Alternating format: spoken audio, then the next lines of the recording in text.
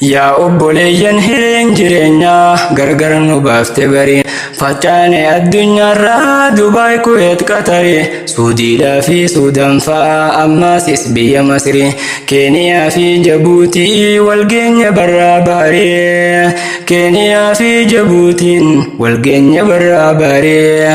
ardiilee torban keessaa hunda walgeenya bariin rakkoo biyyaa fi biyyee dhiibiisin baase tarii abshiraa yaa lammiitoo nu haa badhaasu nasrii dhiitee akka waan haftuu numa eegna gaabarii gammachuu biyyaa biyyee ni arkannaa abshiruu nu badhaasa abshirii markaza daandii taliila anaa dhufuu yaalmaan ayyaa yaalmaan biyyaa kan diiniin taane obbola